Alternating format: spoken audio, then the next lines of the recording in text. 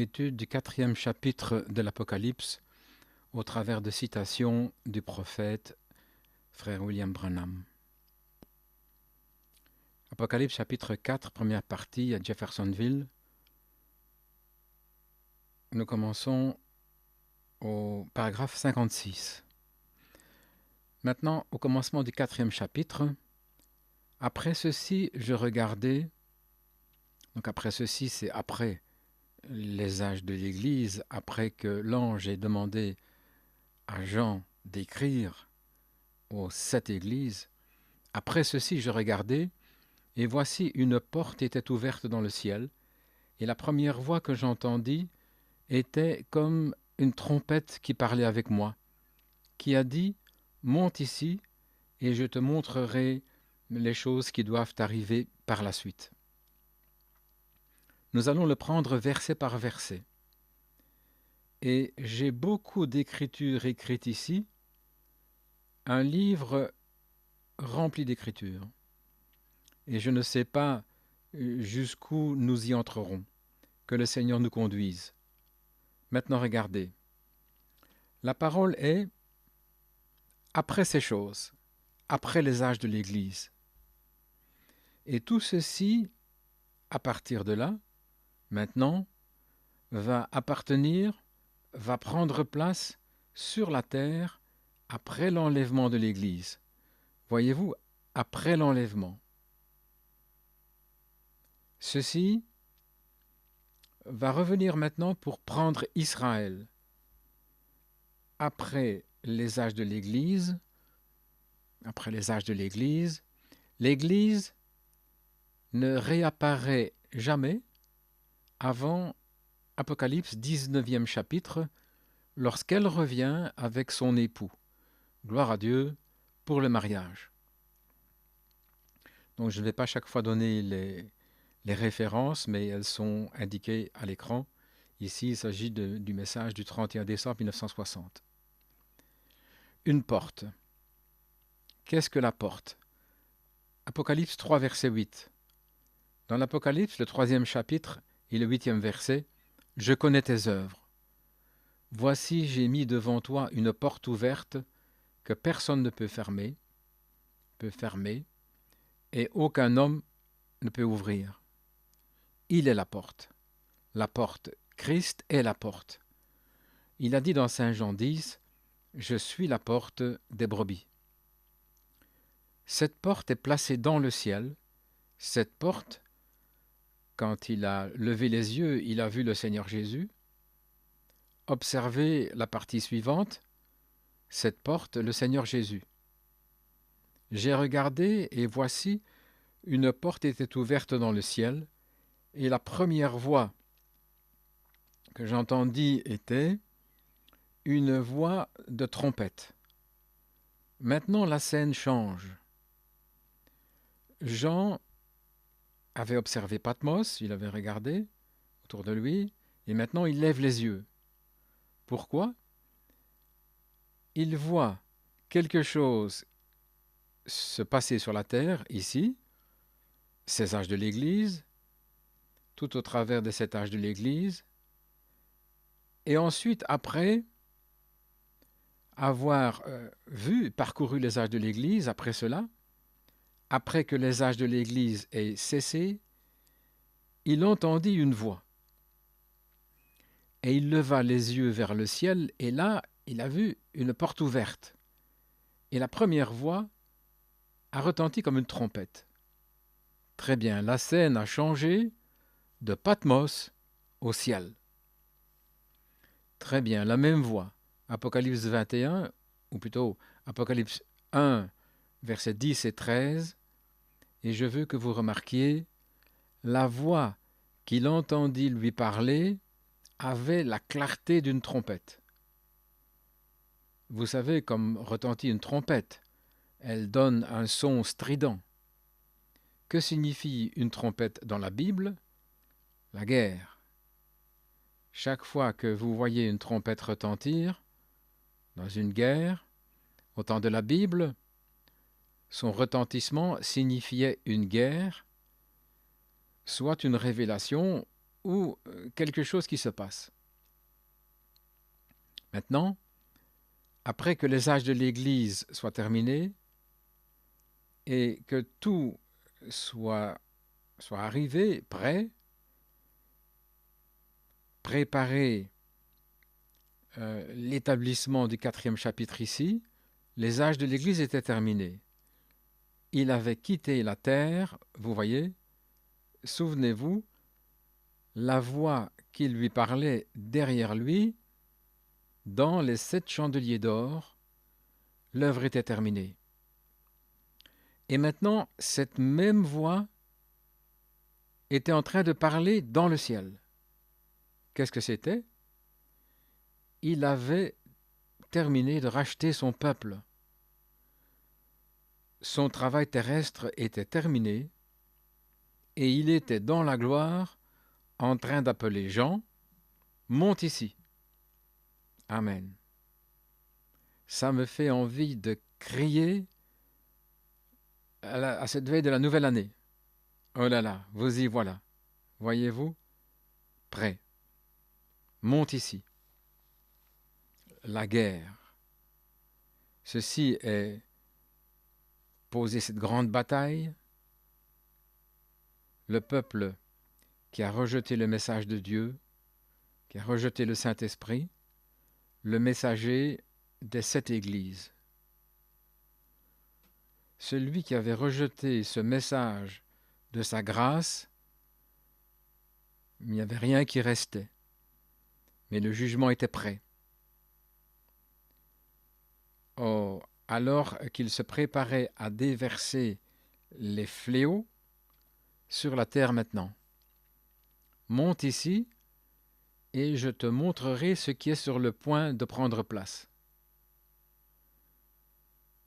Des pécheurs qui rejettent Christ, sans Dieu, je vais déverser ma colère sur eux. Maintenant, immédiatement après qu'il ait montré la fin de l'âge de son œuvre ici, il est monté en haut dans le ciel, il a dit, je vais te montrer ce qui doit arriver après ceci, après les âges de l'Église. Il a dit, Jean, je ne peux plus te parler ici en bas, parce que j'ai quitté ici en bas. Je suis monté plus haut. Monte ici avec moi. Amen. Et je te montrerai ce qui va prendre place par la suite. Oh my, oh là là, oh, enlevé dans la vision, enlevé dans la gloire. Oh, et remarquez, Jean, étant immédiatement emporté après les âges de l'Église, était un type de l'Église enlevée. Immédiatement après que l'âge de l'Église est terminé, cet âge de l'Église de Laodicée, ensuite vient l'enlèvement. L'Église monte, comme Jean l'a fait, dans la présence de Dieu. Oh là là, waouh! Ça fait tourner mon âme. Enlevé à l'enlèvement de l'Église. Et cela a dit, cet endroit, le livre de la Révélation, était écrit, voyez-vous, à la fin de l'âge de l'Église. La même voix qui a sommé Jean monte, la même voix qui a dit à Jean monte, est la même voix qui sommera l'Église un jour. Amen. Qui va sommer l'Église. Également, la même voix qui a sommé Jean de monter est la même voix qui a sommé Lazare mort de sortir de la tombe, cette même voix de l'archange. Christ est la voix de l'archange, voix de l'archange. Cette même voix a dit à Jean, monte ici, je te montrerai certaines choses qui sont sur le point d'arriver. cette même voix qui retentira lorsque les morts en Christ ressusciteront. Car la trompette, 3 petits points, la trompette, qu'est-ce qu'une trompette? La voix de Christ, la même qui a retenti et qui l'a sommé de monter. Il a entendu la voix comme une trompette, le son d'une trompette, qui a dit « Monte ici ». Voyez-vous comment sera la résurrection? Ce sera en un moment, en un clin d'œil. Le clair son de la trompette, le clair son de la voix, et il sommera l'Église en l'appelant « Sortez de cela ». Cette grande voix de sommation. Ô Dieu, aide-moi à l'entendre ce jour-là. Maintenant, nous voyons après ces choses. Après, ça veut dire après que les âges de l'Église aient terminé. Alors Jean fut sommé de monter plus haut. Monte ici, ce qui veut dire monte plus haut, monte ici. Il lui a montré tout ce qui allait arriver dans le monde de l'âge de l'Église. Alors, après que les âges de l'Église soient terminés, nous voyons alors que Jean était un type de chaque vrai croyant qui sera sommé par Christ très haut. Est-ce correct? Sommé, monte ici. Et nous voyons que la voix qui lui a parlé était la voix d'une trompette, claire, distincte. Et c'était la même voix qui lui a parlé ici sur la terre. Voyez-vous, aussi longtemps qu'il était au milieu des 7 chandeliers d'or, il était en train de parler depuis, oh j'aime cela, en train de parler depuis les chandeliers. Voyez-vous, il était dans les chandeliers, en train de parler depuis cela à son Église. Alors, lorsque l'âge de l'Église eut cessé, il quitta la terre et se déplaça dans les cieux, et il appela ses rachetés là-haut avec lui. N'est-ce pas beau? Oh, cela fait simplement bondir mon cœur. Et il y avait une créature vivante. Ce que Jean représentait, l'Église entière fut emportée vers le haut. Je vous le dis. Une personne ici, dans une vision, peut représenter le corps entier de Christ, couvert. Alors nous voyons ici, après ces choses, il entendit une voix qui lui parlait. Oh, qu'est-ce que c'était? L'Esprit avait quitté la terre. Après ces choses, cela démarre le 1er chapitre, ou le 1er verset. Après ceci, je regardai, et voici, une porte était ouverte dans le ciel. Apocalypse 4, verset 1. Après que l'Église était partie, alors une porte fut ouverte. Et nous avons parcouru tout cela, et nous avons découvert que c'était Christ qui était la porte. Et la même voix qui parlait au milieu des 7 chandeliers d'or également était la même voix qu'il entendit dans le ciel en train de dire « Monte ici ». Jean est monté. Cela représentait l'Église partant dans l'enlèvement. Jean est monté dans l'esprit. Il fut emporté dans le ciel et il a vu à l'avance toutes les choses que Dieu a promises et a dites aux disciples. Que vous importe s'il lui demeure jusqu'à ce que je vienne? Il a vu la venue du Seigneur. et ce qui allait arriver. Il a vu sur la terre ce qui arriverait sur la terre à l'enlèvement de l'Église.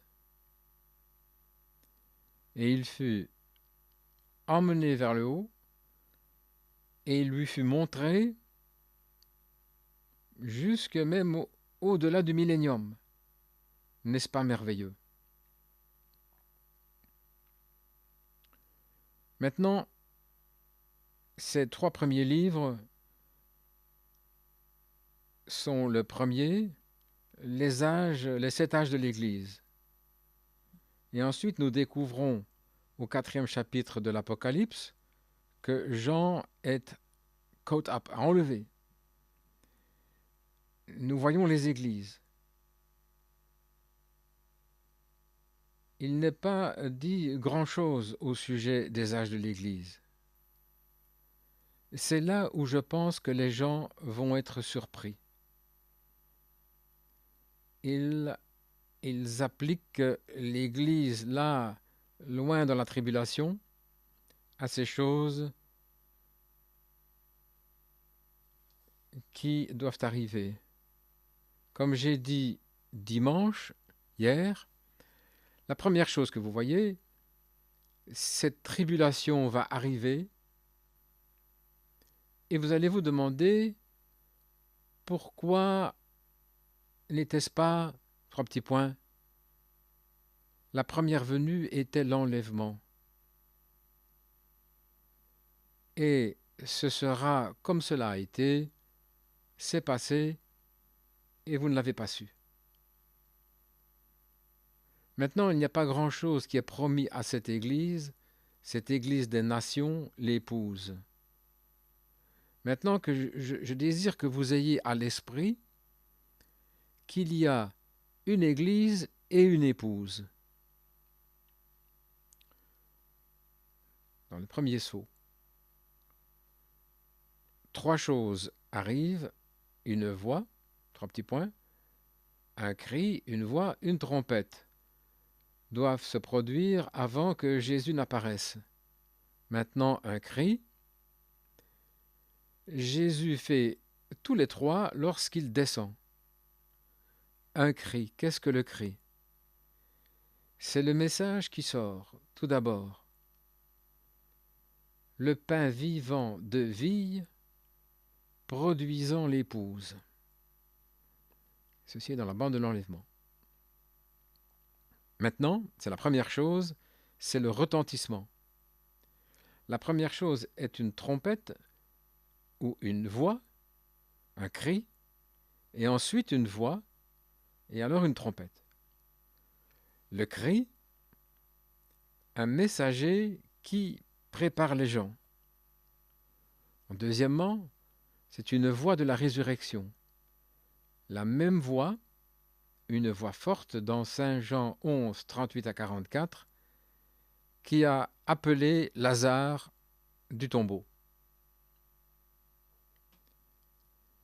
Getting the bride together, donc rassembler l'épouse, et ensuite la résurrection des morts, voyez-vous, pour être enlevé avec cela. Maintenant, observez les 3 choses qui prennent place. Ce qui vient ensuite, c'est quoi? C'était une trompette. Une voix, 3 petits points, un cri, une voix, une trompette. Maintenant, la 3e chose, c'est une trompette. Ce qui, toujours, à la fête des trompettes, c'est appeler les gens à la fête. Et ce sera le souper de l'épouse. Le souper de l'agneau avec l'épouse dans le ciel. Voyez-vous? La première chose qui arrive, c'est son message appelant l'épouse à se rassembler. La chose suivante est une résurrection de l'épouse endormie. Ceux qui sont morts, là-bas dans les autres âges, ils sont enlevés ensemble. Et la trompette, la fête dans le ciel, la fête dans les cieux, la fête dans le ciel. Eh bien, c'est la chose qui prend place, les amis. Nous sommes juste là, prêts maintenant. La seule chose, l'Église qui sort, qui doit se tenir devant le Fils ou le Soleil pour mûrir. La grande combine, moissonneuse-batteuse, va venir après un temps.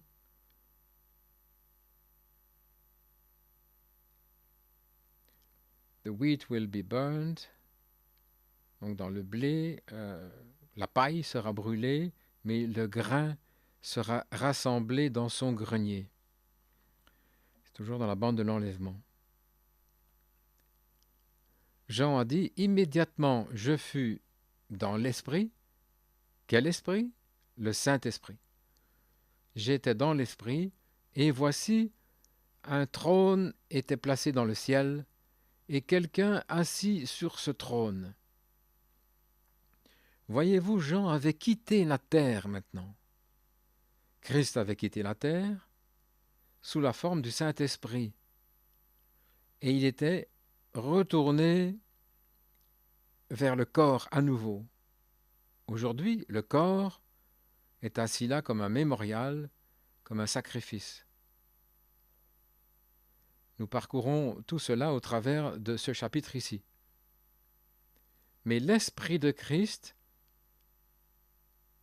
est revenu pour vivre dans l'Église, pour vivre en nous.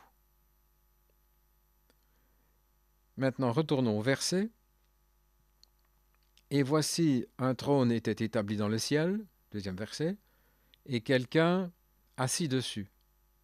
Remarquez, le trône, il était assis sur le trône. Il n'était plus ici en bas dans les chandeliers, sur la terre. L'enlèvement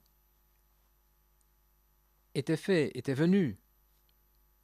Il était dans la gloire, assis sur son trône. Je veux que vous remarquiez, nous allons voir même au chapitre 5, que ce n'était pas le trône de miséricorde. Ce n'était plus un trône de miséricorde. C'était le trône de jugement.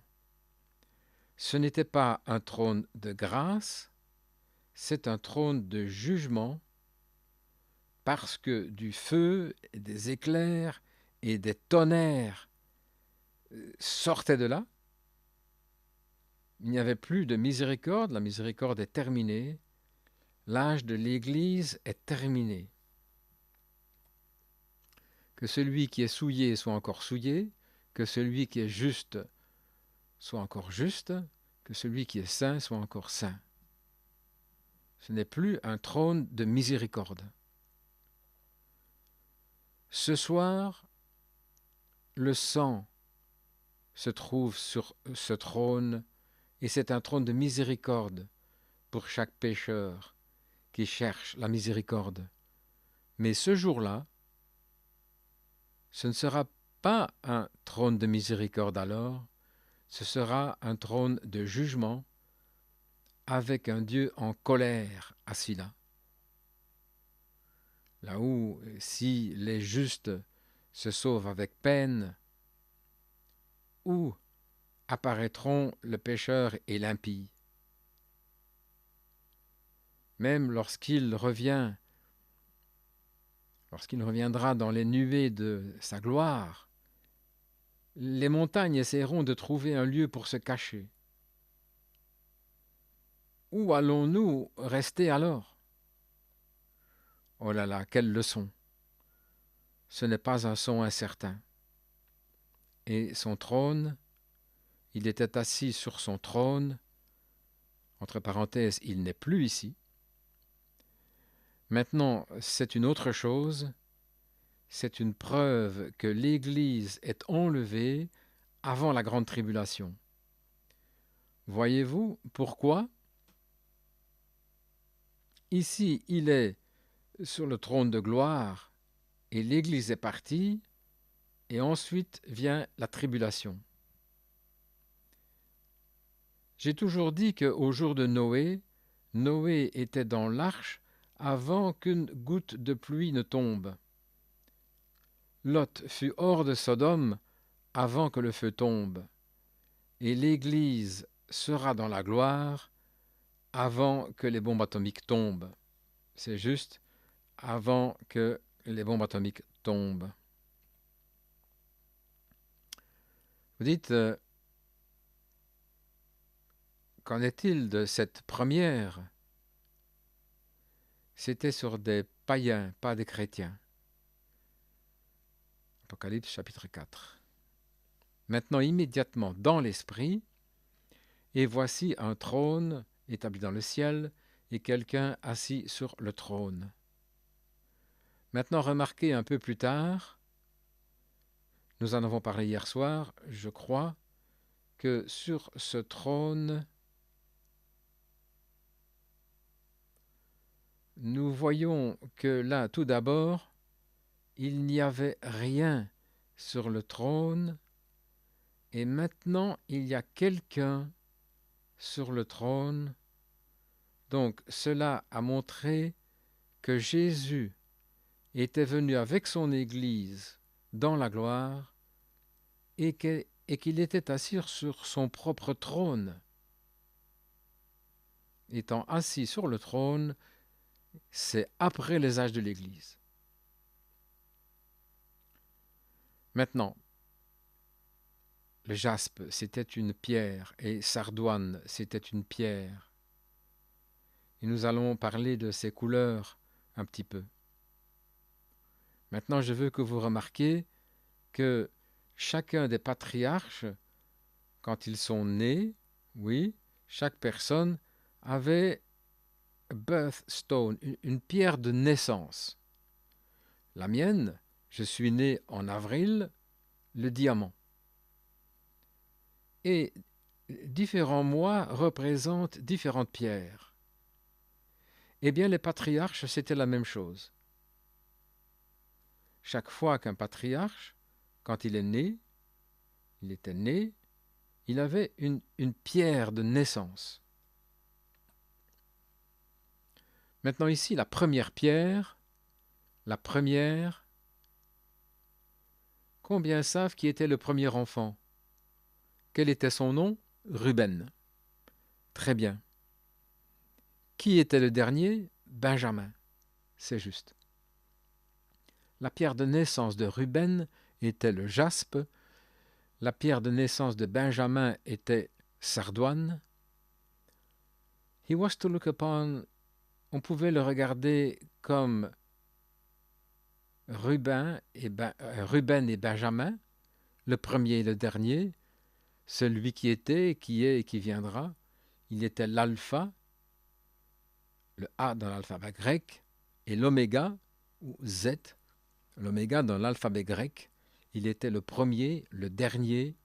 Il était de Benjamin à Ruben, de Ruben à Benjamin. Oh là là, le voilà. On pouvait le voir comme une pierre de sardoine et comme une pierre de jaspe. Il était assis sur ce trône. Jaspe, sardoine, une pierre. La gloire de Dieu est Jésus-Christ. La gloire de Jésus-Christ est son Église. Et il était le premier. Qu'était-il? Il était le commencement du temps. Il est la fin du temps. Il était le premier des patriarches. Il est le dernier des patriarches. Il était l'Église qui était dans... un petit point. Il était l'Esprit qui était dans l'Église d'Éphèse. Il est l'Esprit de l'Église de Laodicée. Il est le premier, le dernier, de A à Z, le premier, le dernier, celui qui était et qui viendra, la racine et le rejeton de David, l'étoile du matin, le lys de la vallée, la rose de Saron. Oh, il y a 400 et quelques titres dans la Bible qui ont rapport à lui. Pensez-y simplement ce qu'il était.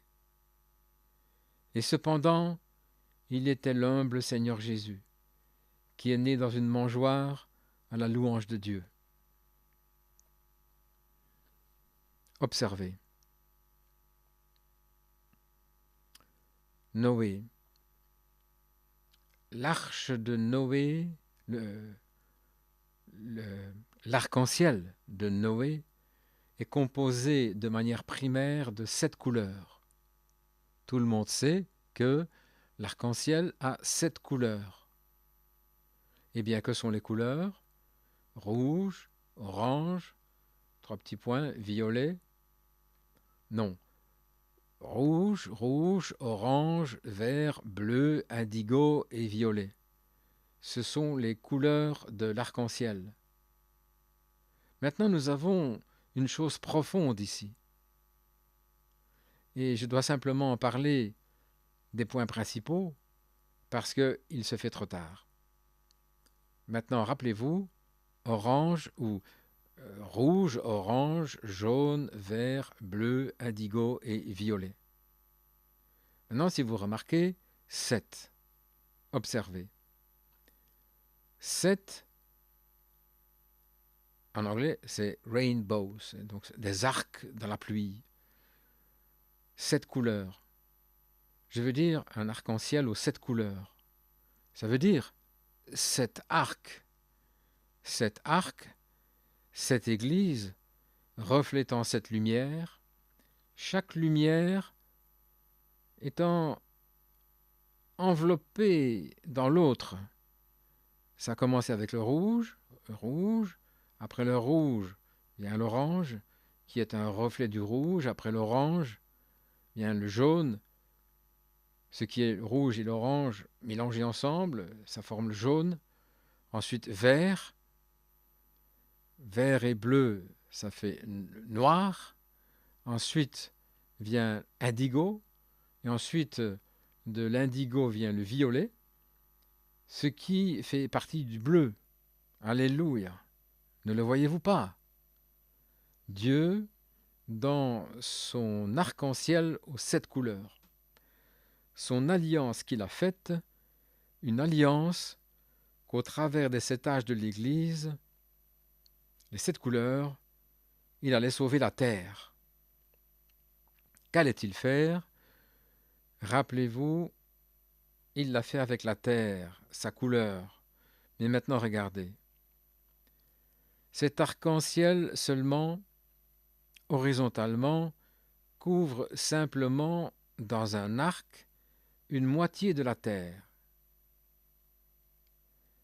Voilà tout ce que l'arc-en-ciel coloré de Noé couvrait, simplement la moitié de la terre.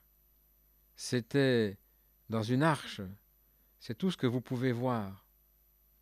Mais lorsque Jean l'a vu dans sa couleur émeraude, il entourait tout le trône de Dieu. Cette moitié n'a pas encore été dite.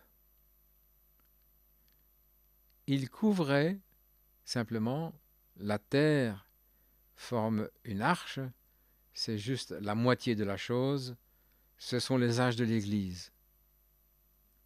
Mais lorsque Jean l'a vu dans cette couleur ambre, la couleur ambre, il environnait, couvrait tout autour comme un halo.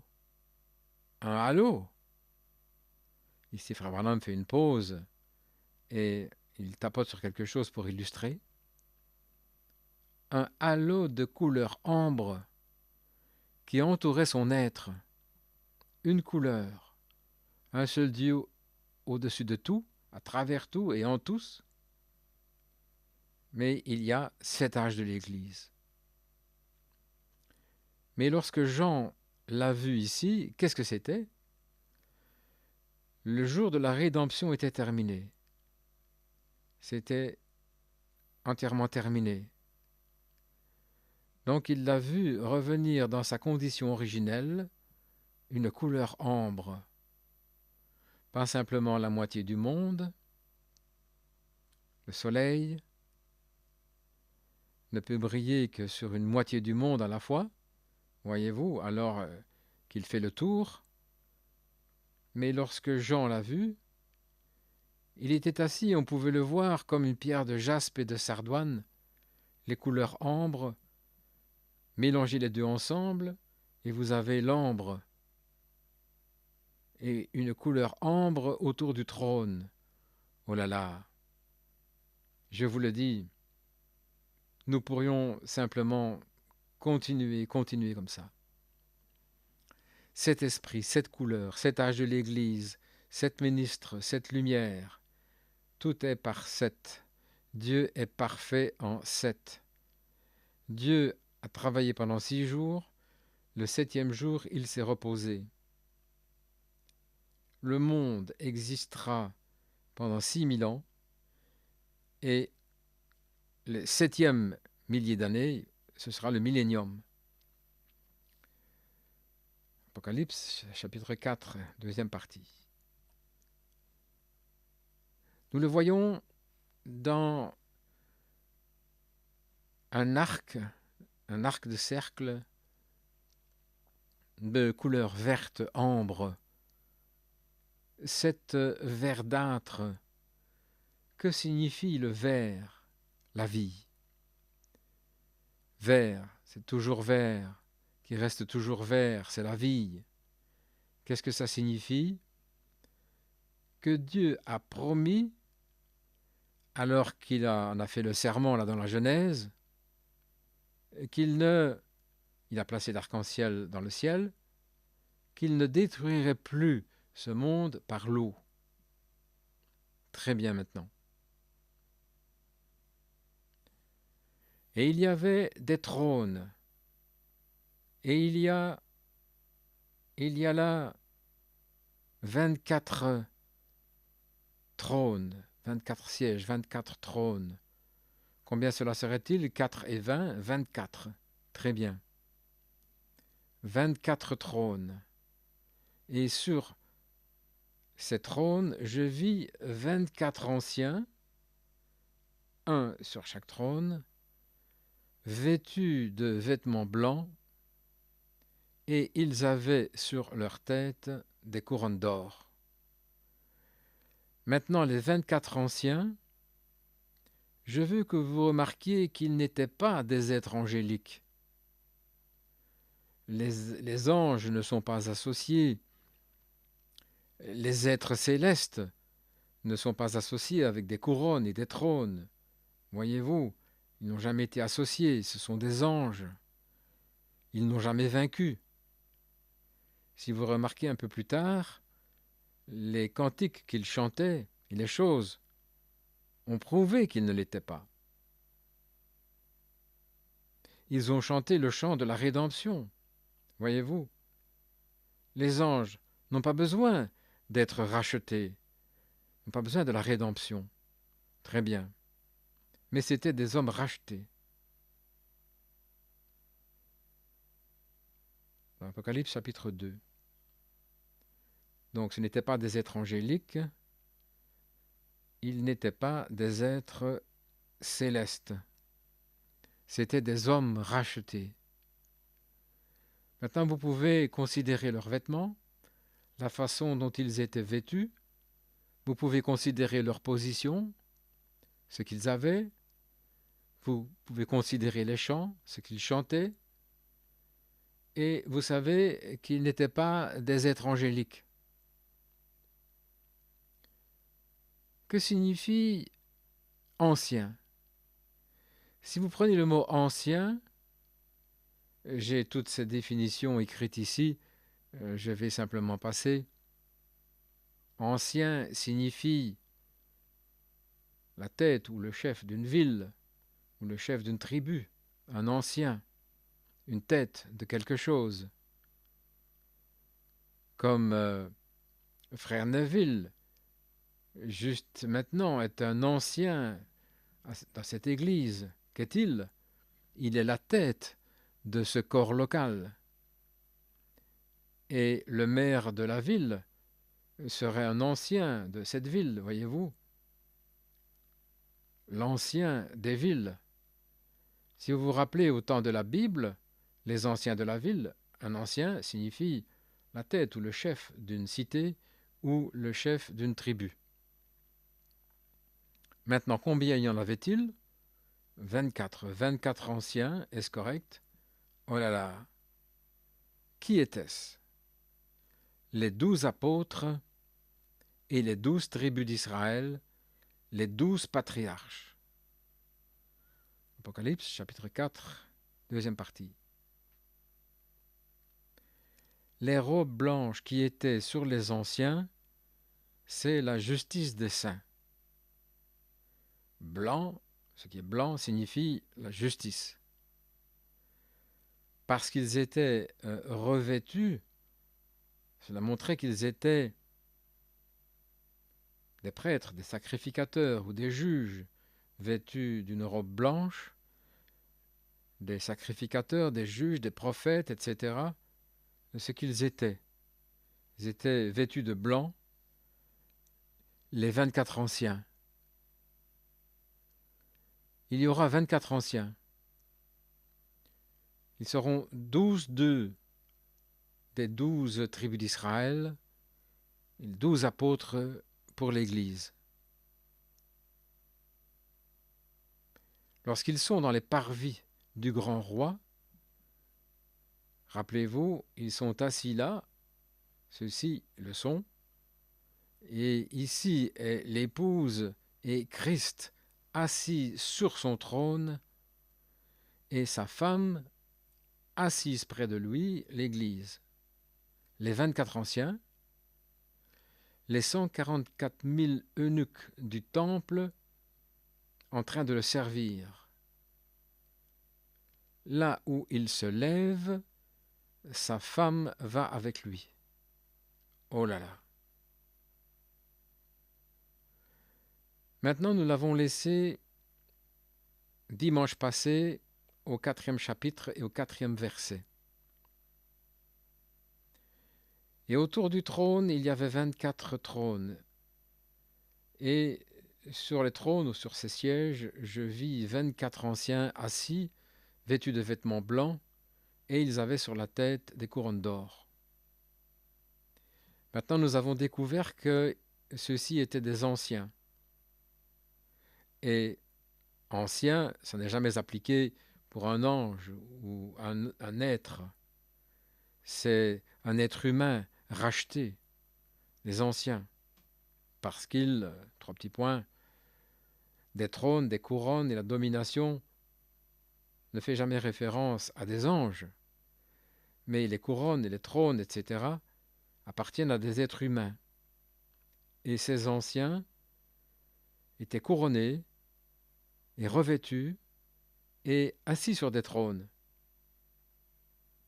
Et nous les voyons dans d'autres parties des Écritures qu'ils étaient les 12 apôtres et qu'ils étaient les 12 patriarches. 24 d'entre eux, ce qui signifie 24, 12 apôtres et 12 patriarches. Apocalypse chapitre 4, troisième partie. Maintenant, ces anciens assis sur le trône avec sa couronne. Maintenant, le 5e verset, nous allons commencer. Et du trône sortaient des éclairs, des tonnerres, des voix. Et il y avait 7 lampes en feu, en train de brûler devant le trône, qui sont les 7 esprits de Dieu. Oh, j'aime ceci, dit frère Branham. Ne l'aimez-vous pas? Oh, je sens simplement que ma veste est bien ajustée. Voyez-vous, je veux dire, ma veste spirituelle, bien sûr, vous savez. Out of the throne, hors du trône. Parlons de ce trône maintenant pendant quelques minutes. Ceci n'était pas un trône de miséricorde. Le trône de miséricorde, c'est fini. Plus de miséricorde. C'est sans miséricorde. Comment allons-nous? Comment le jugement, le trône de jugement, sera-t-il le trône de jugement de Christ? Le trône de jugement? Le trône blanc du jugement? Y aura-t-il de la miséricorde alors? Il n'y a pas une once de miséricorde qui sera donnée au jugement, au trône du jugement. Vous pourriez vous ait crié miséricorde jusqu'à ce que vous ne puissiez plus crier. Et vous pourriez aussi bien crier dans l'air quelque part, parce que il n'y a plus de miséricorde. Maintenant est le jour de la miséricorde. Ainsi, retournons dans l'Ancien Testament juste un petit peu et voyons ce qu'est la miséricorde. Retournons en arrière et voyons ce qui est arrivé à ce trône. Ce trône, bien sûr, est le trône de jugement. Mais la raison pour laquelle aujourd'hui il y a la miséricorde, c'est parce que le trône de miséricorde est à une aspersion de l'expiation, le sang. Et aussi longtemps qu'il y a du sang sur le trône de jugement, alors ce n'est plus le jugement, c'est la miséricorde, parce que quelque chose est mort pour empêcher le jugement. Si vous le voyez, dites Amen. Et l'Assemblée dit Amen. Aussi longtemps qu'il y a du sang sous le trône de miséricorde, cela montrait que quelque chose était mort pour retenir le jugement. Mais quand l'Église est enlevée, le trône de miséricorde devient un trône de jugement. Mais vous remarquez ici, ce n'était pas un trône de miséricorde, parce qu'il y avait des éclairs, des tonnerres et des voix. Il n'y a pas d'éclairs et de tonnerres là à la miséricorde. C'est le jugement. Maintenant, la voix du trône. Remarquez dans ce trône, devant le trône, il y avait 7 étoiles. La voix des 7 étoiles. Des voix, vous voyez? Il y a davantage dans Apocalypse 4 ici, ou 5, nous allons découvrir, et du trône sortaient des éclairs, des tonnerres et des voix, pas une voix, mais des voix au pluriel. Qu'était-ce? Dieu en train de parler à l'Église, se reflétant au travers des 7 esprits. Quand le véritable oint de Dieu parle, c'est la voix de Dieu. La rejeter, c'est ôter le chandelier. Voyez-vous, des voix. La voix des 7 âges de l'Église, ici dans le coin. Les voix en train de parler avec tonnerre et éclair. Maintenant, des voix. Les voix des 7 trompettes étaient les voix des 7 étoiles, 7 messagers. Mais maintenant, regardez ici. Et 7 lampes devant le trône qui sont les 7 esprits de Dieu. 7 lampes. Dessinons un petit peu ici. Le trône, le lieu saint, l'assemblée. Et juste ici, 1, 2, 3, 4, 5, 6, 7 étoiles, 7 lampes, 7 messagers, 7 esprits, ne signifiant pas que Dieu est en 7 esprits, mais cette manifestation du même Saint-Esprit. Apocalypse chapitre 4, troisième partie. Maintenant, la mer de verre. Ceci ne sera pas tellement un symbole ici, mais je veux effacer ceci pour une minute. Donc frère Branham est en train de dessiner ici au tableau. Maintenant, nous voulons étudier ici juste un petit peu. La mer de verre est symbolisée dans l'Ancien Temple, car il fut commandé à Moïse par Dieu de construire le temple sur la terre comme il l'a vu dans le ciel. Tout le monde sait cela. Ici, nous remarquons ici, dans la mer de verre, qui ressemblait à du cristal. Maintenant, la mer de verre est symbolique, typifiée par la mer d'airain. Ceci est la mer de verre dans le ciel. Moïse l'a vue comme une mer de verre et il l'a faite ce qu'on appelait la mer d'airain. L'airain, comme le cuivre. Un autel d'airain, le sacrifice d'airain, ou l'autel d'airain plutôt. Vous savez ce que signifie l'airain dans la Bible? Le jugement. Il a fait un serpent d'airain. Que signifie un serpent? Le symbole du serpent signifiait le péché déjà jugé. Dans le jardin d'Éden, lorsque ton talon lui brisera la tête et sa tête lui meurtrira le talon. Et l'airain représente le jugement divin, l'autel d'airain, où le sacrifice était consumé, le lavoir d'airain, où il était lavé par l'eau de la parole. Voyez-vous?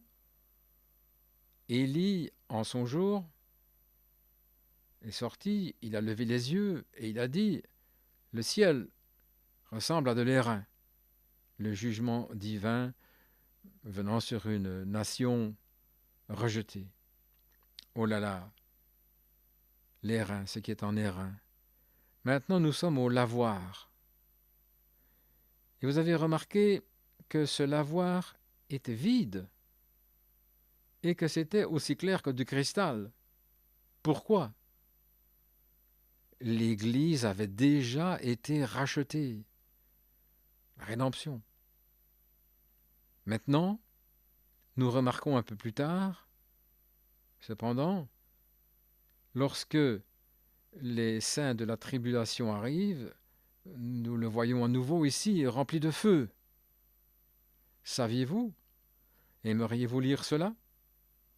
Allons dans Apocalypse maintenant au 15e chapitre, 2e verset, et lisons où nous voyons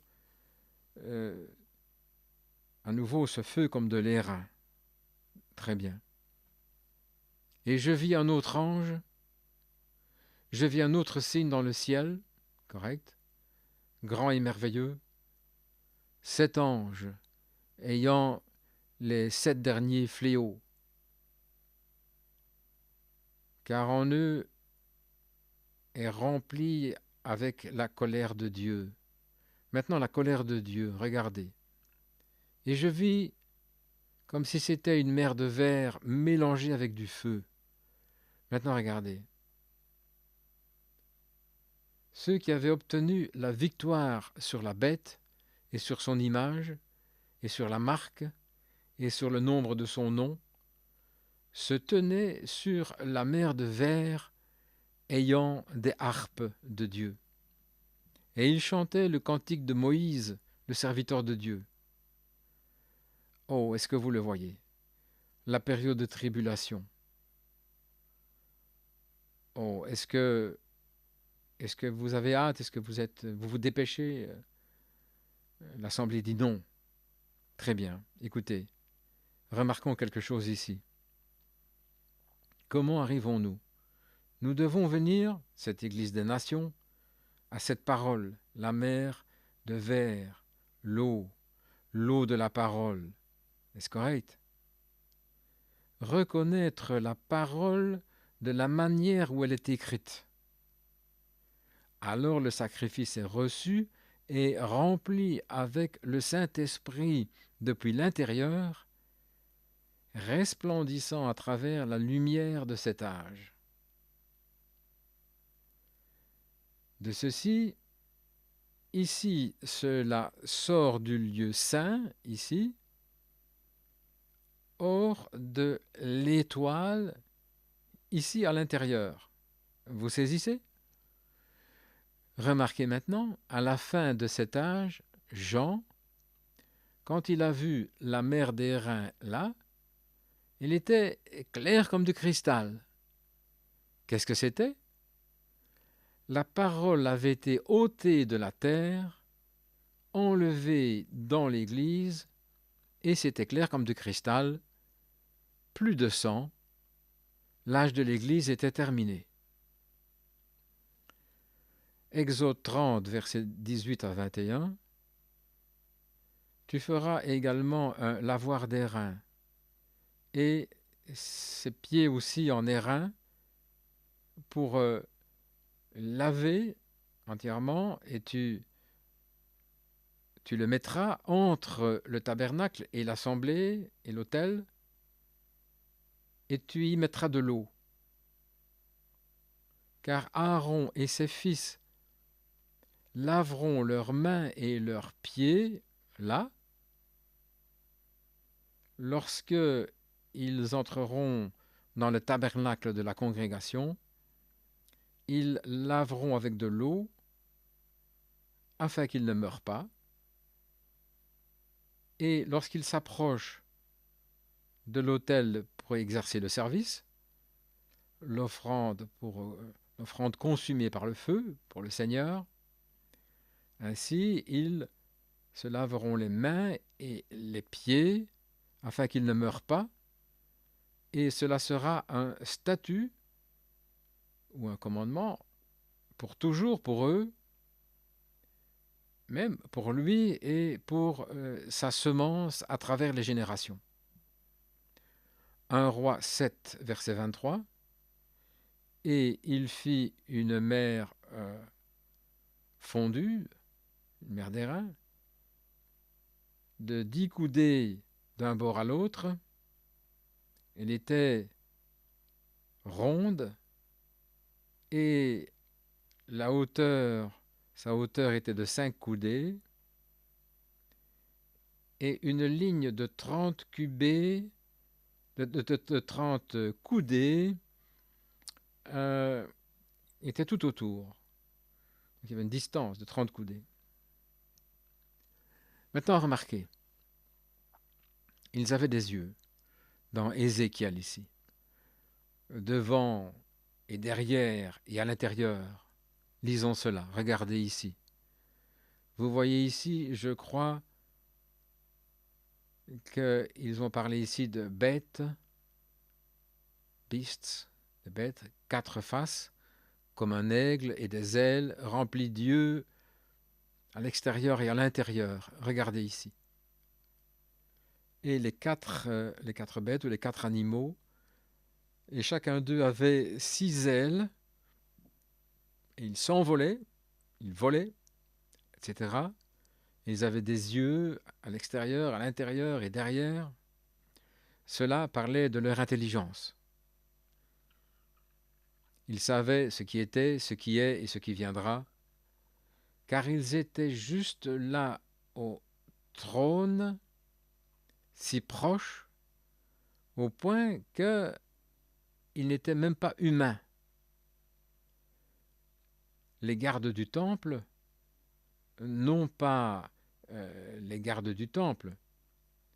Les gardes du temple sont les 144 000, mais ceux-ci sont les gardes du trône de miséricorde, les gardes du trône. Le trône juste à côté de Dieu, des créatures vivantes. Ce qui est juste à côté de Dieu, se tenant là.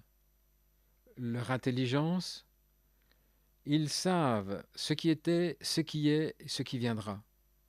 Ils avaient des yeux partout à l'extérieur, montrant qu'ils pouvaient voir ce qui devait arriver, des yeux à l'intérieur qui connaissent tout de ce qui est maintenant, et des yeux derrière, ils savaient ce qui a été.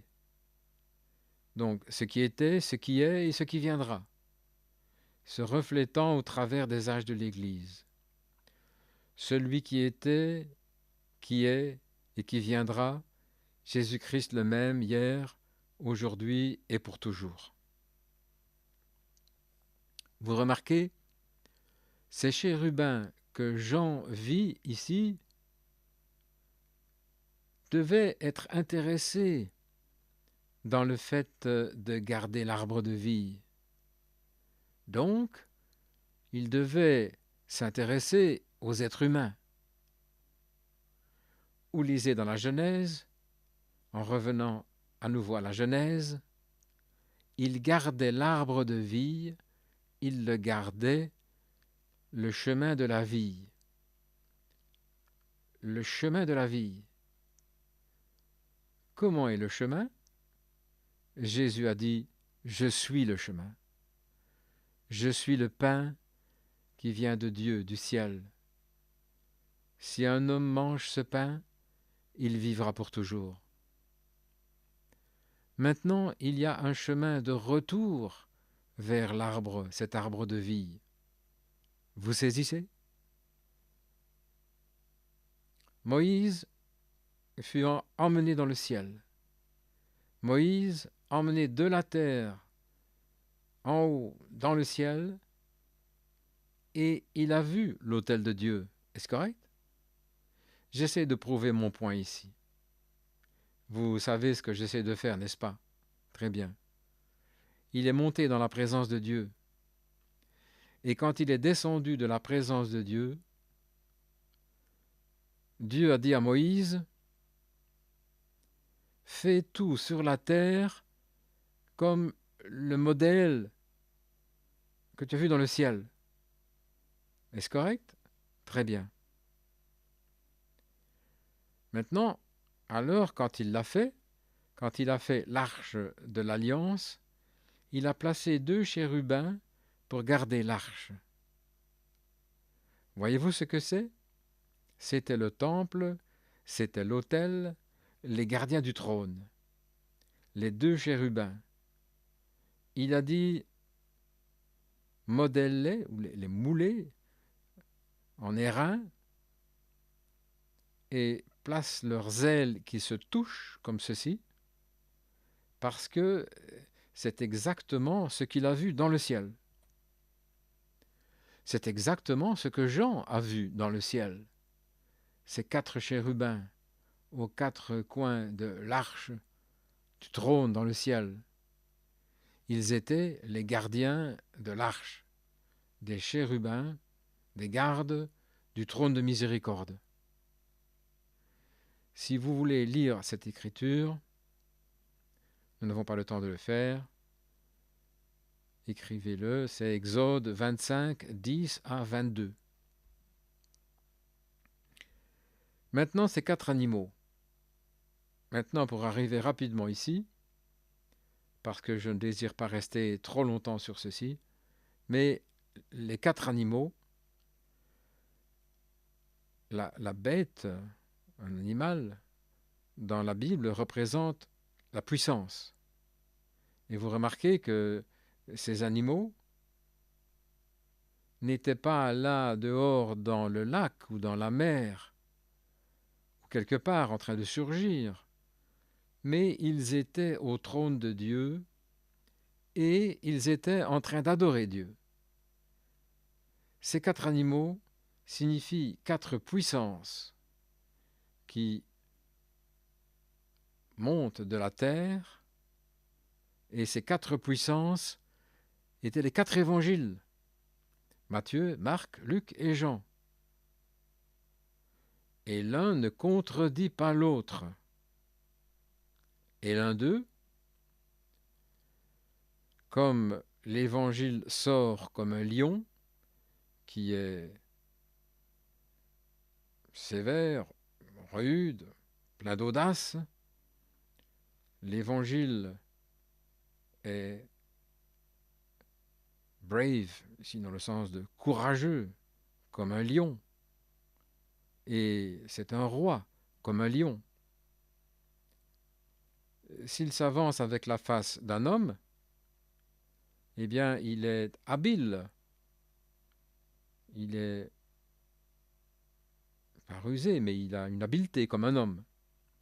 S'il s'avance comme un aigle, il a des ailes agiles pour monter dans les hauteurs. Voyez-vous ce que je veux dire? Et s'il s'avance comme un bœuf, c'est comme un cheval de trait qui peut tirer le, le travail d'un bœuf qui tire le fardeau de l'Évangile. Les 4 bêtes ou les 4 animaux étaient les 4 puissances qui étaient Matthieu, Marc, Luc et Jean, les 4 évangiles qui retentissent dans la présence de Dieu. Si vous avez remarqué, ils avaient des yeux devant et derrière. Partout où ils allaient, cela se reflétait. Ils voyaient partout où ils allaient. Et c'est la puissance des évangiles qui sort, qui a l'habileté de l'homme, qui a l'agilité d'un aigle, qui a la puissance pour tirer un fardeau comme un bœuf, et qui a la fermeté et l'audace d'un lion. Voyez-vous, ce sont les 4 évangiles qui sont les 4 puissances de la Révélation, l'Apocalypse, le 4e chapitre. Au milieu du trône, 4 créatures vivantes, les bêtes, ces animaux. Maintenant, combien ont une version révisée de la Bible? Dans votre version révisée, il est dit des créatures vivantes. Eh bien, je me suis demandé comment cette Bible King James ici disait vivante, c'était 4 bêtes. Eh bien, je me suis procuré un dictionnaire grec et je suis retourné dans le dictionnaire biblique et j'ai découvert ce que cela signifiait. Maintenant, voici ce que c'est. Maintenant, remarquez attentivement.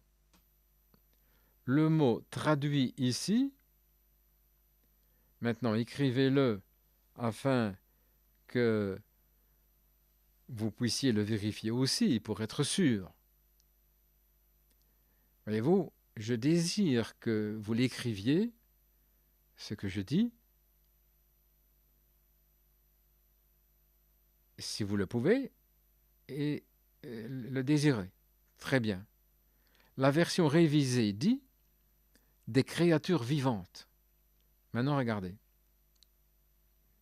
Donc, il y avait 4 bêtes remplies d'yeux, des yeux devant et derrière. Donc, il va de l'avant et il décrit les bêtes, et nous allons y arriver dans une minute. Maintenant, la bête ici est représentée. Est-ce que vous avez quelque chose qui est écrit dans la marge de votre Bible au sujet des bêtes? Si oui, eh bien, allez un peu dans ce qu'on peut lire dans la marge. Je remarque que le docteur Scofield ici l'a marqué.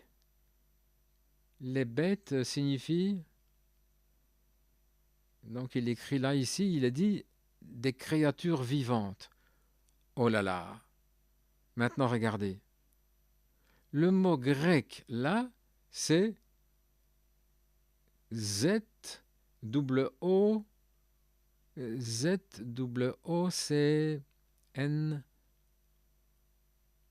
Z2ON. Maintenant, dans le grec, c'est appelé zoon, ce qui signifie une créature. Maintenant, si ce n'est pas ainsi, si vous voulez le lire maintenant, nous n'avons pas le temps. J'allais le lire, mais je n'ai pas. Écrivez Apocalypse 11, 13 et 17. Maintenant, là où est la bête, les chapitres dans Apocalypse 11, 13 et 17, ils sont appelés des bêtes ou des animaux de la même manière, mais les bêtes, là, l'interprétation, c'est T-H-E-R-I-O-N, therion. Le mot en grec, le mot est therion, ce qui signifie une bête sauvage qui n'est pas domptée. Therion, ça veut dire une bête sauvage, untamed, qui n'est pas domptée. Mais zoon signifie une créature, voyez-vous.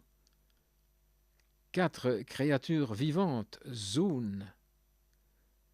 Non pas les bêtes sauvages, therion, mais zoon, des créatures vivantes. Et therion, c'est sauvage, sauvage non dompté. Autrement dit, si vous regardez le 11e chapitre, la bête de Rome, le 13e chapitre, les États-Unis, le 17e chapitre, à la fois les États-Unis et Rome. Des églises dénominationnelles consolidées avec le catholicisme, mais tout cela fait quelque chose d'inconverti, qui n'est pas dompté par rapport à l'évangile. Wow! Untamed, qui n'est pas dompté. Et donc, qu'est-ce que c'est? Zoon, Z2ON, des créatures vivantes. Ça pourrait se prononcer zoon, zoon, Z2ON. Comment prononceriez-vous cela? Zoon, je dirais zoon. Et therion, c'est T-H-E-R-I-O-N, therion, voyez-vous. Donc ça veut dire des bêtes qui ne sont pas domptées, wild, sauvages. Voilà ces bêtes. Si vous prenez votre dictionnaire grec et que vous y allez, vous allez voir que ce n'est pas le même mot. Vous regardez là et vous le voyez. Si vous prenez votre texte en grec, si vous prenez votre emphatic diaglot, donc c'est une version anglaise, explicative. Maintenant, découvrez, si ce n'est pas vrai, que cela est vrai, que cela signifie une bête qui n'est pas domptée, dans Apocalypse 11, 13 et 17. Et ici, dans Apocalypse 4, cela veut dire une créature vivante, pas une bête. Mais on l'appelle bête ou un animal, mais ce n'est pas le cas. C'est la même chose dans Ézéchiel 1, verset 8, 1, 28. C'est ça? Peut-être qu'on va y arriver dans une minute. Très bien. Donc, il n'est pas dompté, inconverti, une bête sauvage, qui n'est pas domptée. Mais ceux-ci sont des créatures vivantes. Que sont-ils? Ils ne sont pas des anges. Je vais vous dire quoi? Lisons-le dans Apocalypse 5, juste de l'autre côté de la page. Apocalypse 5 et au verset 11. Et je contemplai, et j'entendis la voix de nombreux anges, des anges au pluriel, tout autour du trône, et, une conjonction, et les animaux, et les anciens, voyez-vous, et une conjonction. Ils n'étaient pas des anges, non plus ils n'étaient pas des anciens. Ils étaient des créatures vivantes au trône. Oh, n'aimez-vous pas ceci? Des créatures vivantes. Ils ne sont pas des anges, parce que c'est prouvé juste ici, voyez-vous. J'ai regardé, j'ai contemplé, et j'entendis la voix de nombreux anges autour du trône, et les animaux et les anciens. Maintenant, il y a 3 catégories différentes ici. J'espère que vous avez tous ce système écrit ici. Maintenant, je désire vous montrer.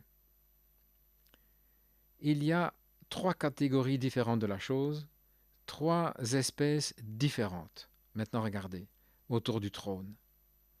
Voici le trône. Maintenant, la première chose, à ce trône, il y a 4 créatures vivantes. À l'extérieur de cela, il y a 24, exactement comme cela, anciens, assis sur le trône, sur leur trône, des petits trônes là en dessous, et autour de ceux-ci, il y a de grandes armées d'anges autour du trône. Voyez-vous ce que je veux dire? Ils sont tous différents l'un de l'autre.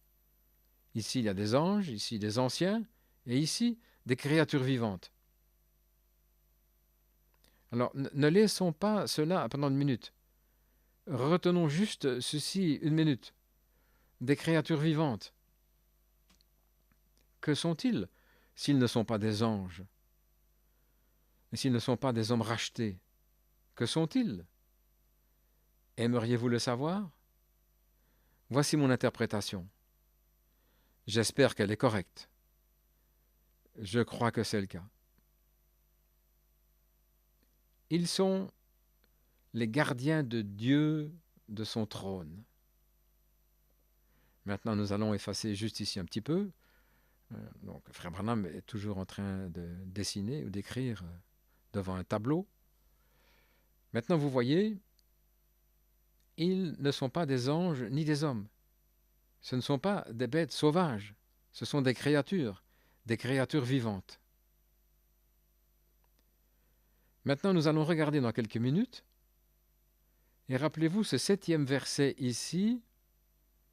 Regardez à quoi il ressemblait ici au 7e verset du même chapitre de l'Apocalypse, les 4. Maintenant, la première bête était comme un lion, la deuxième bête comme un veau, la troisième bête avait une face d'un homme, et la quatrième bête était comme des aigles volants, la quatrième bête comme un aigle volant. Maintenant, lorsqu'Ézéchiel a vu la gloire de Dieu, il a vu la même chose que Jean a vu. Quel est le symbole ici, frère Branham? Qu'est-ce que c'est? Ça veut dire que ces gardiens étaient l'arche de Dieu.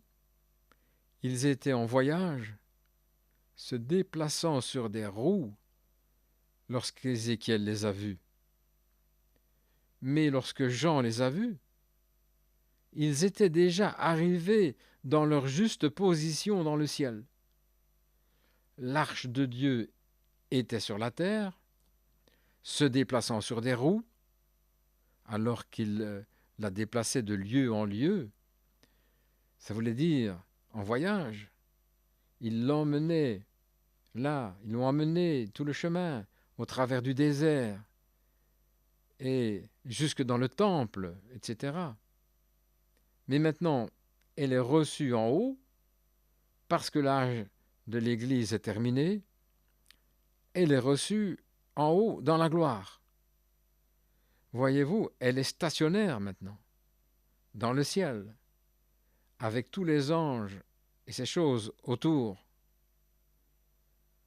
Et nous les voyons, après un certain temps, ôter leur couronne et tomber sur leur face et donner la gloire, lui donner la gloire à lui. Voyez-vous, c'étaient les gardiens de Dieu du temple, de l'arche. Maintenant, rappelez-vous, les gardiens de Dieu de l'arche ou du trône de miséricorde. Maintenant, souvenez-vous,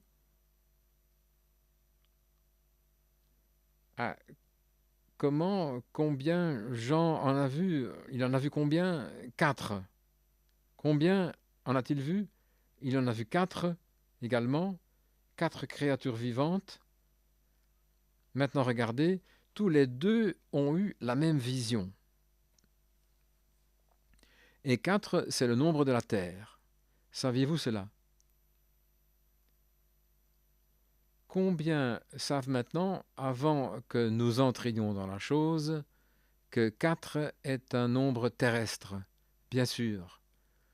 Comme les 4 Hébreux, c'est de la terre, c'est un nombre de la terre, de délivrance, délivrance. Maintenant, gardez ça à l'esprit, délivrance, parce que je vais en parler juste une minute, vraiment fort. Voyez-vous, la délivrance. Maintenant, il y avait 3 enfants hébreux dans la fournaise ardente, mais le 4e est venu, c'était la délivrance. Lazare était dans la tombe pendant 3 jours, mais quand le 4e est arrivé, il fut délivré.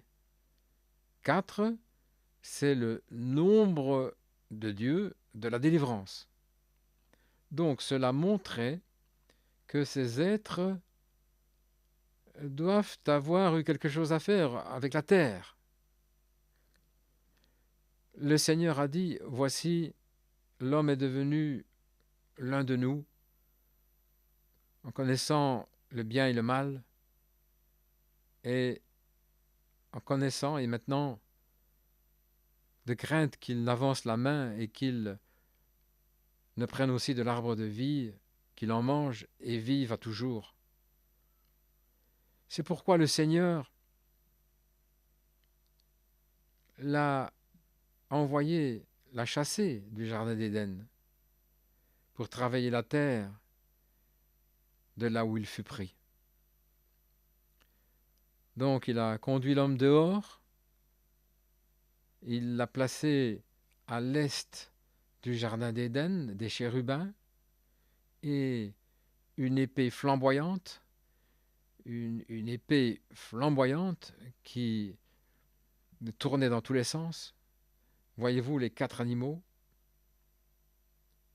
Il n'y a que 4 chemins par lesquels vous pouvez aller, voyez-vous, l'est, le nord, l'ouest et le sud. Ces chérubins avaient une épée flamboyante à la porte du jardin pour garder le chemin de l'arbre de vie. Parce que si jamais l'homme pouvait se saisir de l'arbre de vie, il pouvait vivre pour toujours. Et ces chérubins dont il est premièrement fait mention furent placés à la porte est, ou la porte de l'Orient, du jardin, là, en allant par 4 voies, 4 chemins. J'aurais dû le faire un peu de manière différente de cela. Je ne peux pas le faire justement selon les ordres de Dieu et des choses comme cela, mais simplement afin que vous sachiez ce que je veux dire. Voilà le jardin d'Éden, et ceci est la porte juste ici. Elle s'ouvre ici, elle s'ouvre, et à cette porte, il y avait des chérubins. Des chérubins. Et rappelez-vous, il n'est pas dit un chérubin, mais des chérubins, au pluriel. Des chérubins placés là pour garder quoi? L'arbre de vie. Voilà ce qu'ils devaient faire, garder le chemin de l'arbre de vie. Le chemin, qui est le chemin? Un frère dit Jésus. Et d'où se reflète-t-il? Voici le lieu saint, voici les chérubins. Maintenant, à ceci, je désire montrer maintenant et rendre ceci certain, c'est un autel. Maintenant, ceci a dû être un autel au jardin d'Éden. Je vais vous dire pourquoi. Vous rappelez-vous qu'à la fois Caïn et Abel sont venus ici pour adorer?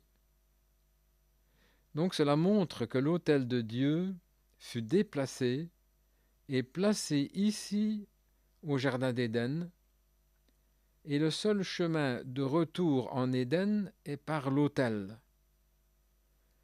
Vous voici à nouveau, voyez-vous, de retour en Éden par l'autel ou à travers l'autel. Et ils étaient là pour garder ce chemin-là, le garder, afin qu'ils ne puissent pas revenir là, à moins que cet autel ne soit couvert de sang. Maintenant, Israël, dans leur voyage, lorsqu'ils campaient, maintenant regardez ceci attentivement, ils campaient 1, 2, 3, 4. Non, je crois que j'ai tort. 1, 2, 3, 1, 2, 3, 1, 2, 3, 1, 2, 3. Voilà la façon dont ils campaient autour du trône de miséricorde. Maintenant, je sais que vous tous, vous savez cela. Vous l'avez observé et vous l'avez lu dans l'Ancien Testament. Et du côté est, juste ici, je vais l'écrire afin que vous soyez sûrs de le saisir. À l'est, le côté est, c'était toujours Juda. Ceci est la porte, Juda, J-U-D-A, Juda. Et avec Juda, c'était la tête des 3 tribus avec leur bannière, 3 tribus avec leur bannière, la bannière de Juda. Vous vous rappelez combien ont vu les 10 commandements de Cécile de Mille? Très bien. Ou vous l'avez lu ici dans les Écritures là plutôt, il y avait Juda du côté est. Très bien. Maintenant, si vous remarquez, Dan est la tête ou le chef de 3 tribus. Juda est le chef de 3 tribus. Ruben est le chef de 3 tribus. Et Éphraïm est le chef de 3 tribus. 3 fois 4, c'est 12. 12 tribus d'Israël.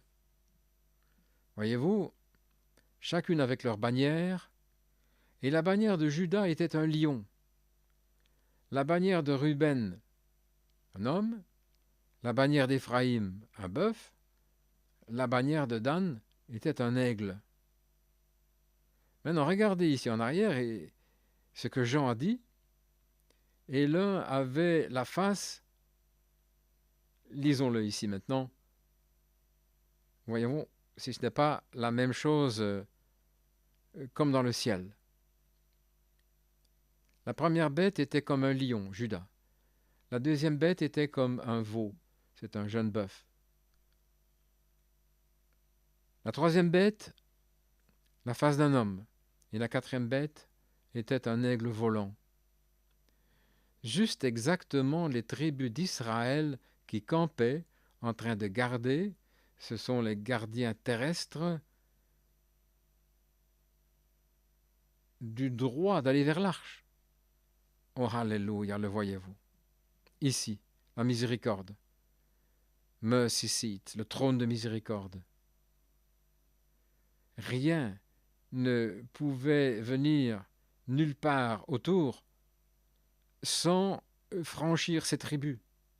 Franchir quoi? Le lion, sans franchir l'homme, l'intelligence de l'homme, et franchir le cheval de trait comme un bœuf, ou franchir l'aigle, son agilité, voyez-vous.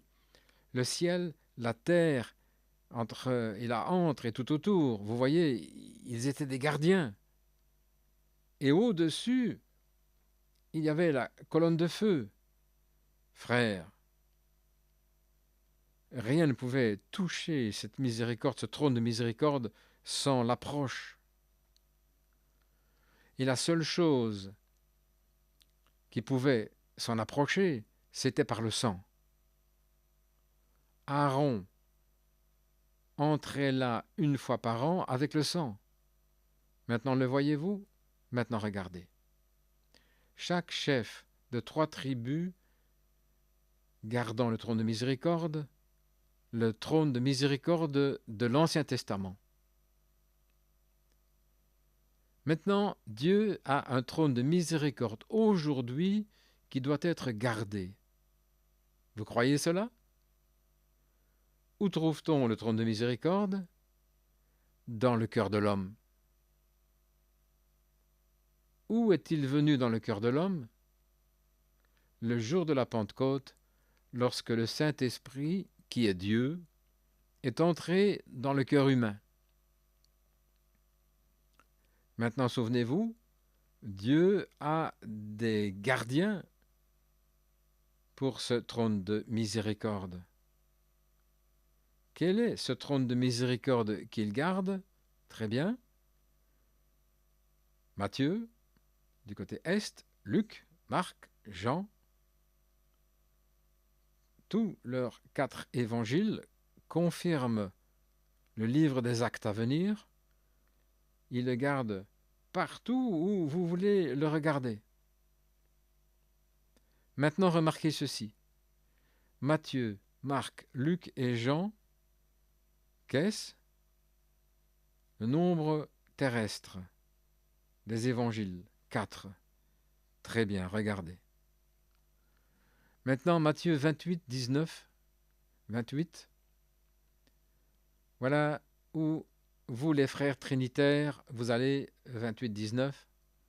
Matthieu, dans la dernière partie du chapitre, il est dit: allez donc enseignant toutes les nations, les baptisant dans le nom du Père, Fils, Saint-Esprit. Mais voici, à la Pentecôte, et Pierre a dit: repentez-vous et soyez baptisés dans le nom de Jésus. Il y a quelque chose qui ne va pas là. Matthieu, est-ce que tu es ce gardien à la porte est?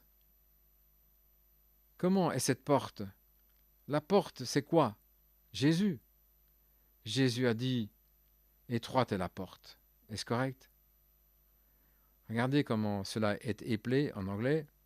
Straight, ça veut dire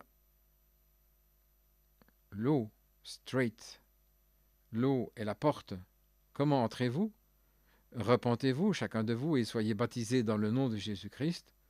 Cela déverrouille ou ouvre les portes. Waouh! Oh, mais frère Branham, vous avez Matthieu 28, 19 là. C'est exactement correct. Mais Matthieu, es-tu un gardien de la chose? Bien sûr, j'en suis pleinement gardien.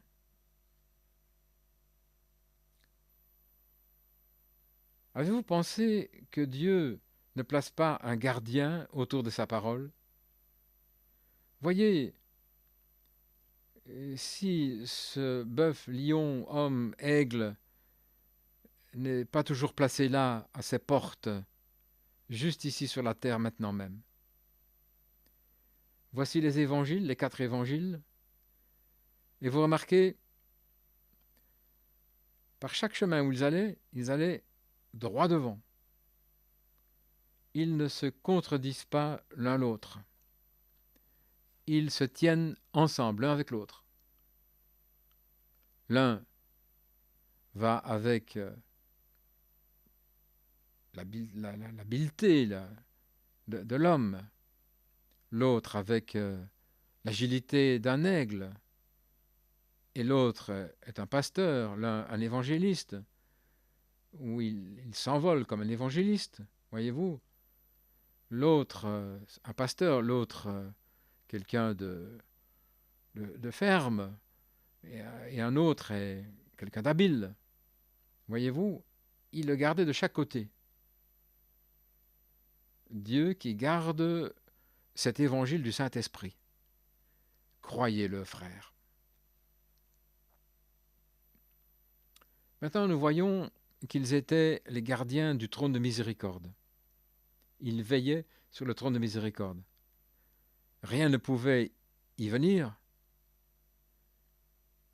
Il fallait d'abord traverser les tribus, premièrement, avant d'arriver au trône de miséricorde. Tout homme désireux de donner sa vie, tout Israélite dans le camp, était prêt à mourir devant quiconque voulait entrer dans ce camp, là, pour s'emparer du trône de miséricorde.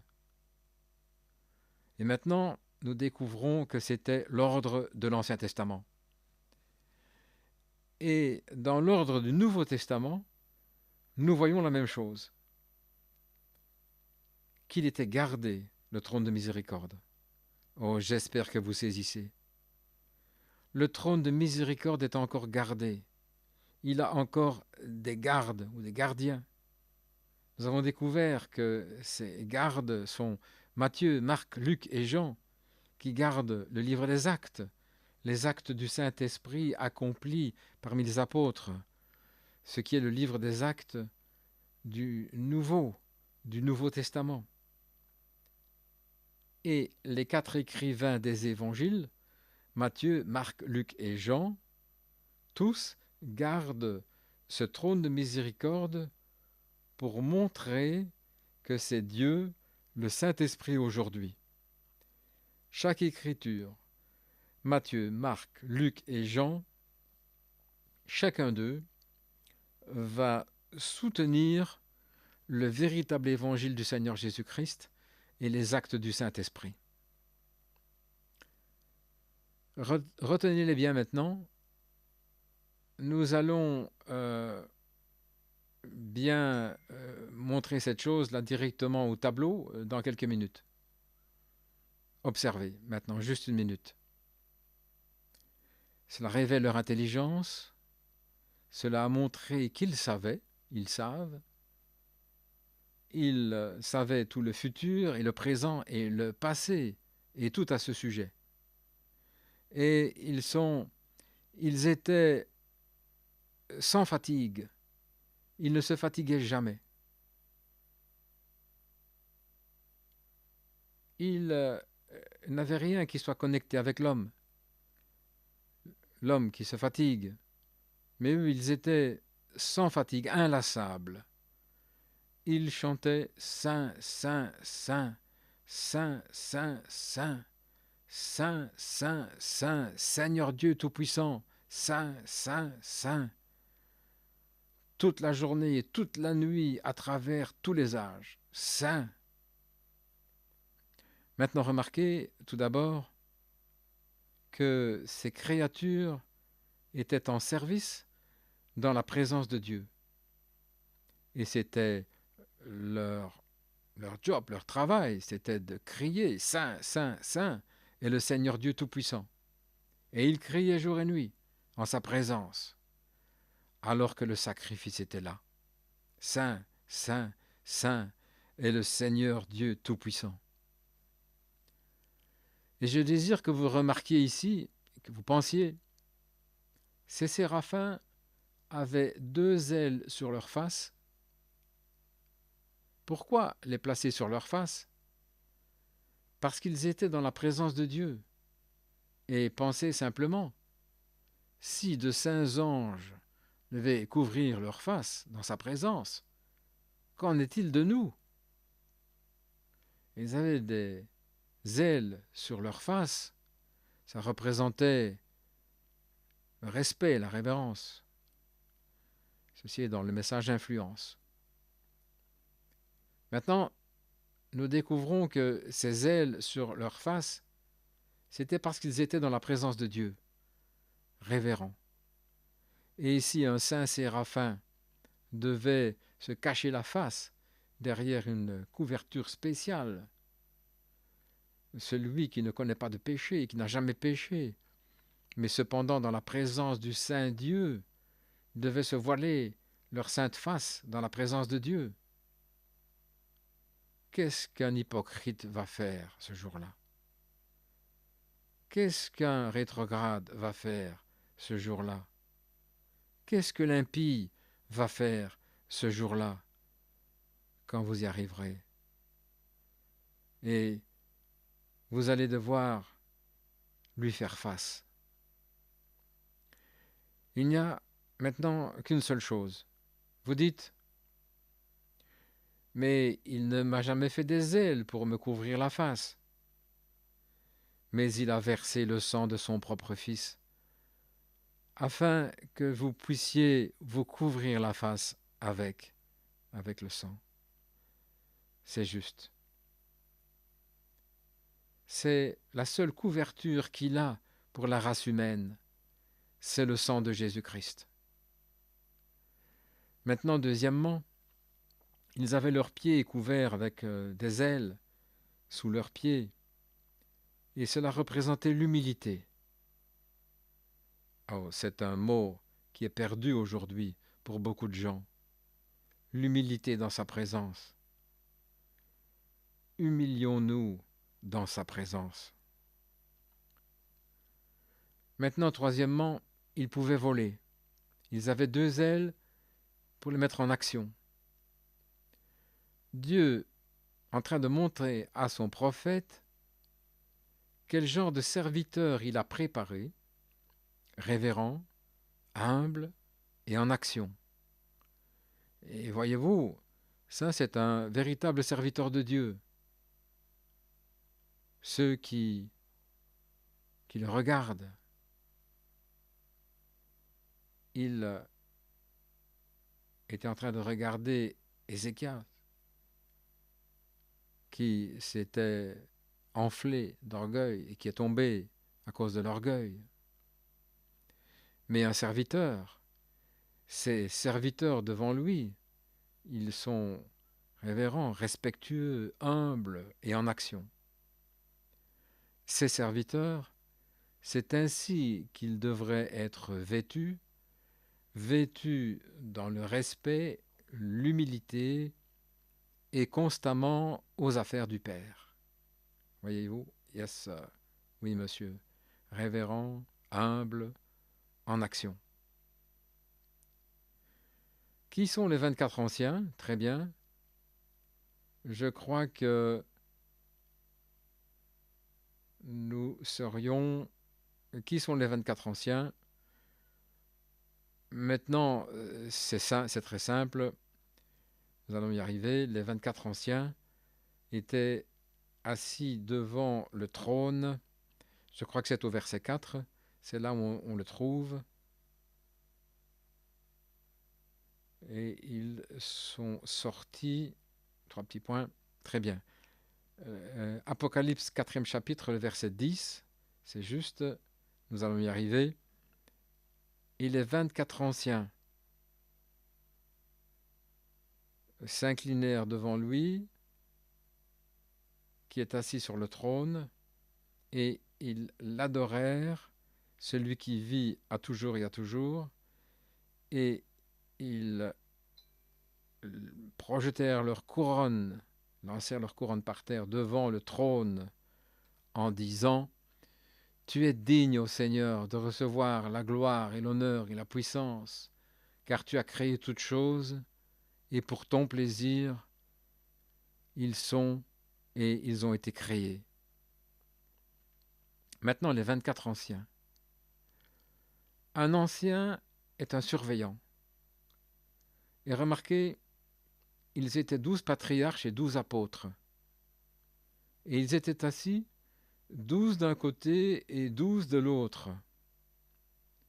C'étaient les 24 anciens, qui étaient les 12 patriarches d'un côté, l'Ancien Testament, les 12 apôtres de l'autre côté du Nouveau Testament.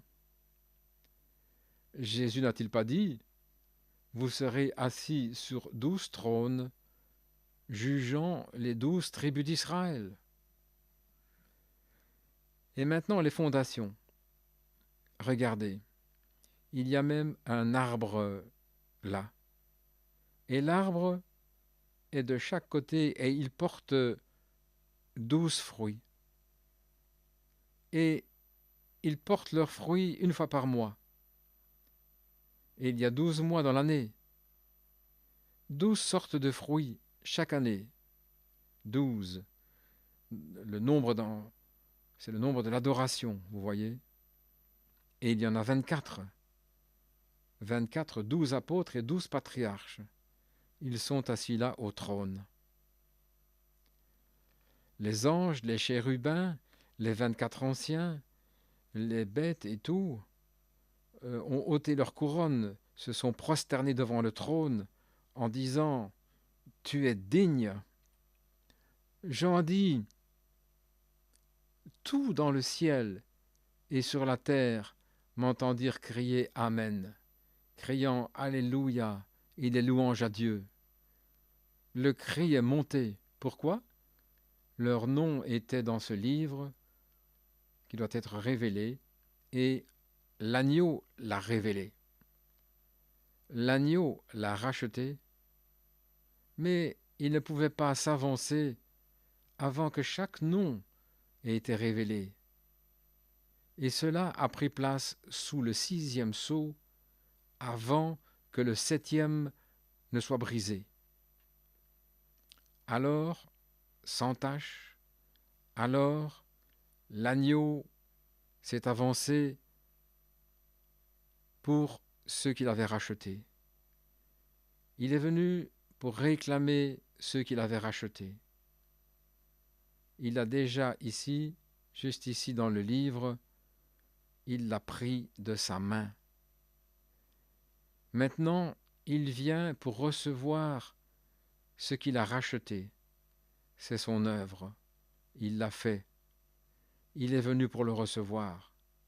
Oh, quel temps! Il l'a prouvé.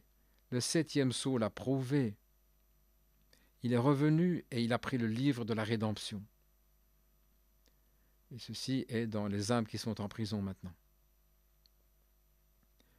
Dieu est descendu, il s'est fait chair. Il est mort de la mort et Christ, en Christ, afin qu'il puisse nettoyer, purifier l'Église, afin d'y entrer pour avoir communion. Dieu aime la communion. Voilà pourquoi il a fait l'homme en premier lieu. C'était pour la communion. Dieu demeure seul avec des chérubins.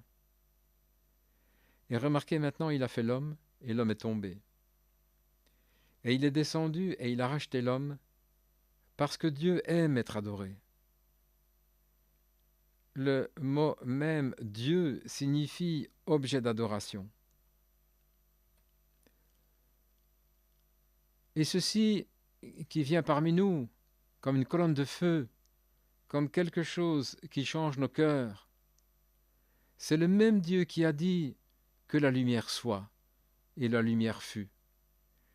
Il est le même hier, aujourd'hui et pour toujours. C'est donc qui est ce Melchisédek? Notez soigneusement au verset 2 qu'il est dit « un ». Pas 2 ou 3, mais un était assis sur le trône. Au verset 3, il est dit « il », pas « il » au pluriel. On pouvait le voir comme une pierre de jaspe. Au verset 9, il est dit que les animaux lui donnaient honneur à lui, pas à eux. Au verset 10, il est dit que les anciens se prosternèrent devant lui, pas eux. Au verset 11, il est dit qu'ils se sont écriés « Tu es digne, ô Seigneur », pas Seigneur au pluriel. Également au verset 11, il est dit il y en avait un sur le trône qui était le Créateur, qui est Jésus, entre parenthèses Jean 1 verset 3, qui est Jéhovah, l'Esprit, Dieu de l'Ancien Testament, Genèse 1, 1. Et ceci est dans la révélation de Jésus-Christ.